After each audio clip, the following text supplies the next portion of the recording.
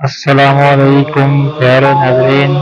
आज की वीडियो हज़रत लूत अलैहिस्सलाम पर अज़ाब की वजह, किस वजह से हज़रत लूत अलैहिस्सलाम की कौम पर अज़ाब आया था। तो प्यारे नाज़रीन, आपसे गुजारिश है कि चैनल को सब्सक्राइब कर दें और वीडियो देखने के बाद अगर वीडियो पसंद आए तो वीडियो को लाइक और शेयर भी कर दें। चलते हैं वीडियो की तरफ।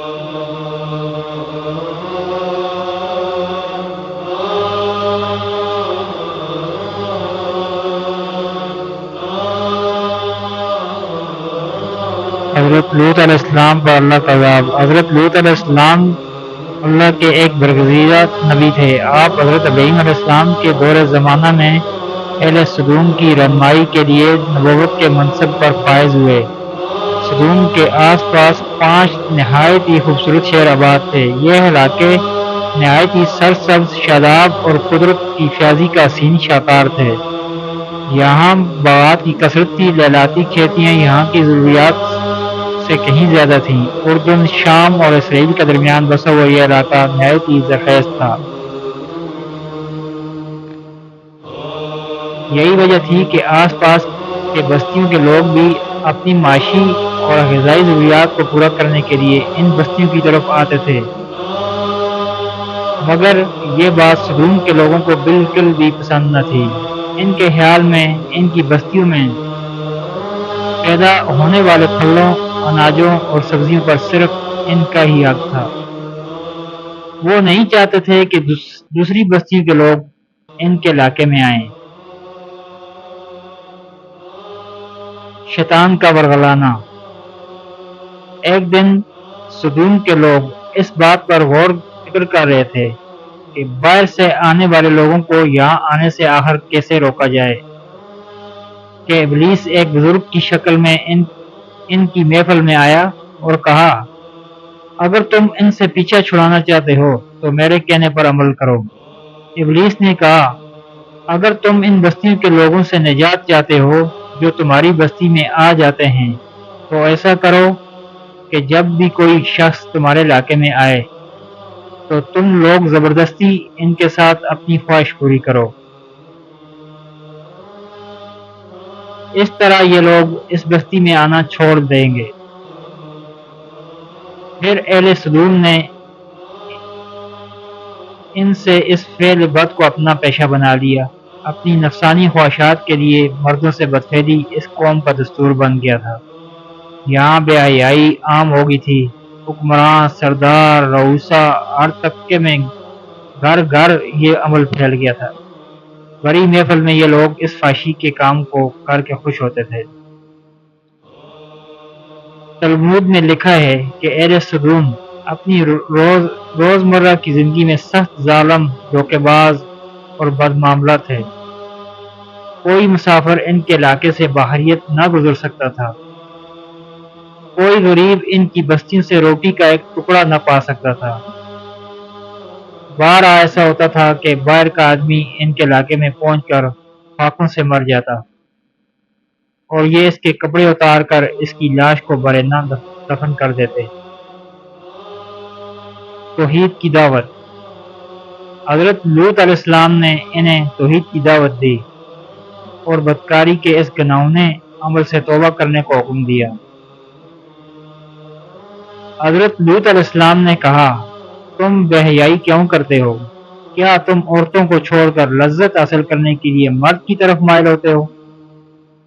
हकीकत यह है कि तुम अहमक लोग हो। हज़रत लूत अलैहिस्सलाम को दिन रात वाज़ व नसीहत किया करते, लेकिन कौम लूत पर इसका कोई असर न होता, बल्कि वो बहुत फखरिया अंदाज में ये काम करते थे। इन्हें हज़रत लूत अलैहिस्सलाम का समझाना भी बुरा लगता था, लिहाजा उन्होंने साफ साफ कह दिया कि अगर तुम हमें इसी तरह बुरा कहते रहे और हमारे कामों में मुदाखलत करते रहे तो हम तुम्हें अपने शहर से निकाल देंगे। हज़रत लूत अलैहिस्सलाम ने नसीहत व तबलीग का सिलसिला जारी रखा। अज़ाब इलाही का मुतालबा। لہذا ایک دن اہل سدوم نے خود ہی عذاب الہی کا مطالبہ کر دیا۔ اللہ تعالیٰ نے اب تک ان کے اس بدترین فحاشی اور بدکاری کو ڈھیل دے رکھی تھی، لیکن جب انہوں نے حضرت لوط علیہ السلام سے ایک دن کہا کہ اگر تم سچے ہو تو ہم پر عذاب لے آؤ، لہذا ان پر عذاب الہی کا فیصلہ ہو گیا۔ اللہ نے اپنے خاص فرشتوں کو دنیا کی طرف روانہ کر دیا، پھر یہ فرشتے حضرت لوط علیہ السلام کے گھر تشریف لے آئے۔ حضرت لوط علیہ السلام جب ان خوبصورت نومور لڑکوں کو دیکھا تو سخت گھبراہٹ اور پریشانی میں مبتلا ہو گئے۔ انہیں یہ خطرہ محسوس ہوا کہ اگر ان کی قوم کے لوگوں نے انہیں دیکھ لیا تو نہ جانے وہ ان کے ساتھ کیا سلوک کریں گے۔ حضرت لوط علیہ السلام کی بیوی کا نام وائلہ تھا۔ اس نے آپ پر ایمان نہ لایا تھا اور وہ دراصل منافقہ تھی جو کافروں کے ساتھ تھی، لہذا اس نے جا کر اہل سدوم کو یہ خبر دے دی کہ لوط کے گھر نوجوان لڑکے مہمان ٹھہرے ہوئے ہیں۔ یہ سن کر بستی والے دوڑتے ہوئے حضرت لوط علیہ السلام کے گھر پہنچے۔ حضرت لوط علیہ السلام نے کہا، اے قوم، یہ جو میری قوم کی لڑکیاں ہیں یہ تمہارے لیے جائز اور پاک ہیں، اللہ سے ڈرو اور مجھے میرے مہمانوں کے سامنے رسوا نہ کرو۔ کیا تم میں سے کوئی بھی شائستہ آدمی نہیں؟ حضرت لوط علیہ السلام کی بات سن کر وہ لوگ بولے، تم بخوبی واقف ہو کہ ہمیں تمہاری بیٹی سے کوئی حاجت نہیں، اور جو ہماری اصل چاہت ہے اس سے تم بھی واقف ہو۔ حضرت لوط علیہ السلام نے گھر کے دروازے بند کر دیے اور ان نوجوانوں کو ایک کمرے میں چھپا دیا۔ ان بدکار لوگوں نے آپ کے گھر کا گھراؤ کیا ہوا تھا اور ان میں سے کچھ گھر کے دیوار پر بھی چڑھنے کی کوشش کر رہے تھے۔ حضرت لوط علیہ السلام اپنے مہمانوں کی عزت کے خیال سے بہت زیادہ گھبرائے ہوئے تھے۔ فرشتے یہ سب منظر دیکھ رہے تھے۔ جب انہوں نے حضرت لوط علیہ السلام کی بے بسی اور پریشانی کا یہ عالم دیکھا تو حقیقت سے پردہ اٹھاتے ہوئے یوں فرمایا، اے لوط، ہم تمہارے رب کے بھیجے ہوئے فرشتے ہیں، یہ لوگ ہرگز تم تک نہیں پہنچ سکیں گے۔ ابھی کچھ رات باقی ہے تو تم اپنے گھر والوں کو لے کر چل لو اور تم میں سے کوئی شخص پیچھے مڑ کر نہ دیکھے۔ عذاب الہی۔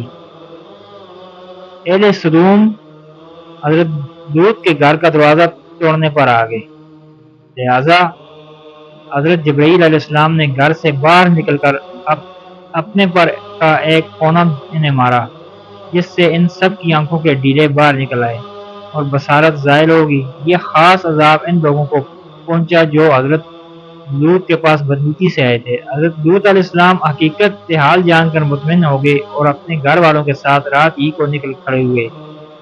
اس وقت ان کی بیوی بھی ان کے ساتھ تھی، لیکن کچھ دور جا کر وہ واپس اپنی قوم کی طرف پلٹ گئی اور قوم کے ساتھ جہنم رسید ہوگی۔ صبح کا آغاز ہوا تو اللہ کے حکم سے حضرت جبرائیل نے بستی کو اپنے پر سے اکھاڑ دیا اور پھر اپنے بازو پر رکھ کر آسمان پر چڑھ گئے، یہاں تک کہ آسمان والوں نے بستی کے کتوں کے بھونکنے اور مرغوں کے بولنے کی آوازیں سنی۔ پھر اس بستی کو زمین پر دے مارا، جس کے بعد ان پر پتھروں کی بارش ہوئی۔ جب یہ پتھر ان کو لگتے تو سر پاش پاش ہو جاتے۔ صبح سویرے شروع ہونے والا یہ عذاب اشراق تک پوری بستی کو نیست و نابود کر چکا تھا۔ قوم لوط کی ان خوبصورت بستیوں کو اللہ نے ایک انتہائی بدبودار اور سیاہ جھیل میں تبدیل کر دیا، جس کے پانی سے رہتی دنیا تک کوئی فائدہ نہیں اٹھا سکتا۔ سمندر کے اس خاص حصے میں کوئی جاندار، مچھلی، مینڈک وغیرہ زندہ نہیں رہ سکتے، اس لیے اسے ڈیڈ سی یعنی بحر یا مردار کہا جاتا ہے، جو اسرائیل اور اردن کے درمیان واقع ہے۔ اگر